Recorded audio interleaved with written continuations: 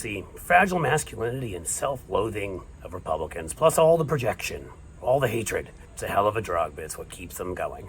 And today we're going to talk a little bit about their new object of scorn, which is Taylor Swift. You may have heard of Taylor Swift. Taylor Swift played the third of 6 shows at a sold-out football stadium in Los Angeles. As the Eras Tour rolls into an international leg that will last another year, it is projected to gross more than $1 billion in sales and become the biggest concert tour in the history of music. Hashtag Taylor Swift with more than 100 billion views on TikTok. And the 12-time Grammy winner, Swift's sold-out shows draw hundreds of thousands of fans, each spending an estimated $1,300, which means the U.S. tour could generate $4.6 billion in consumer spending. That's more than the GDPs of Grenada, Belize, and Tonga combined. Everybody loves her. Great positive message. And when somebody is like that, it makes you know the incels of the right are just going to hate them. Because the thing is, Taylor Swift has decided to use her platform to do good. These aren't your dad's Republicans. And Taylor Swift comes out against Trump. I don't care if they write that.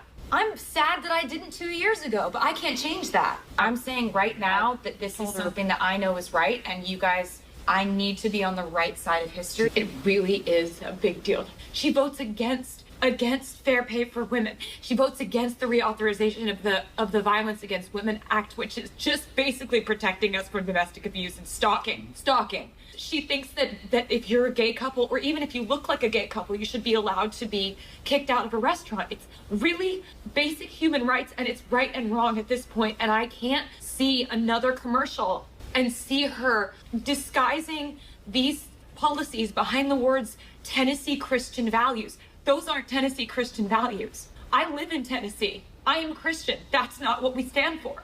She also just did an event where she registered, I think, 35,000 voters. And so they're big mad, real mad on the right. They decide they're going to get them some Taylor Swift. So first up, of course, we have pencil neck, or maybe Pez dispenser look-alike, Sean Davis. Sean Davis is... What is Sean Davis? I don't know. It could be the editor-in-chief if it's a magazine, but I think it's just a propaganda rag. It's if you put crayons on pixels, if you could do that, would be the Federalist. They don't tell you who funds them. Probably some very good reasons for that. The writing is terrible. Their founder, Ben Dominic, Mr. Meghan McCain, was busted after 72 hours, that must be an all-time record, for plagiarism and fired, of course. Later, he had his materials removed from the Huffington Post and other sites because it turned out he was being paid by an agent of Malaysia. Just the guy you'd want to start a publication that people should believe in and trust. But that's the right for you. So the Federalist, this brilliant, obviously, publication, decided that it was going to go after Taylor Swift, that, quote, her music sucks and she's stupid. Or she's stupid and her music sucks. I'm not going to even look at it right now. Who cares? This guy. And, of course, there's more to the Federalist. And I'm gonna read it to you because it's fun. Google has booted fringe libertarian page Zero Hedge from its AdSense platform over comments and warned Crackpot Haven, those are their words, very true, the Federalist, that it could face the same fate, NBC News reported Tuesday. The Federalist, which has postured itself as a haven for ideological outcasts, racists, turned off its comments entirely. That's right. There were so many dumb, mouth-breathing, knuckle-dragging fools in their comment section. Don't call me stupid. And they saw what happened to Zero Hedge. They turned off their comment section because they thought it would get them demonetized. Because that's the kind of genius that's there. Better, though. What's his name? Roger Kimball? Something Kimball? Is that the guy from... Your fugitive's name is Dr. Richard Kimball. Forget it. This second imbecile Republican came along, Mr. Kimball, and decided to retweet that and add his brilliant advice and say, also, she is homely. Yes, here's a picture of Mr. Kimball. Why, yes, he's the one who should be saying that about other people. There is no projection there. There is no resentment and hatred there. Just normal, adjusted, non-incel males getting together and hanging out. It isn't like by Taylor Swift's success that she woke up at an incel convention. So, in the end, that's where things are. That's what they're concentrating on right now. The government's about to shut down, and we have enemies abroad, Russians invading Ukraine and Azerbaijanis invading parts of Armenia. But you know what?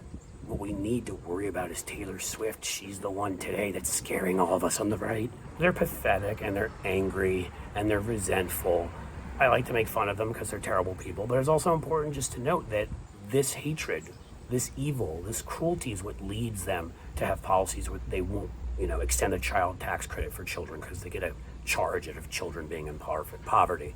It makes them feel better than somebody. Taylor Swift's not necessarily my cup of tea, but terrific person with a positive message. Did a great cover of I Don't Want to Miss a Thing with Steven Tyler.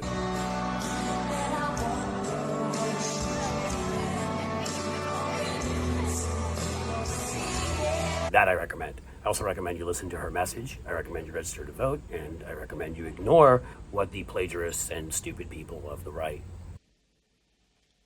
Don't call me stupid. including the Federalist, have to say about her.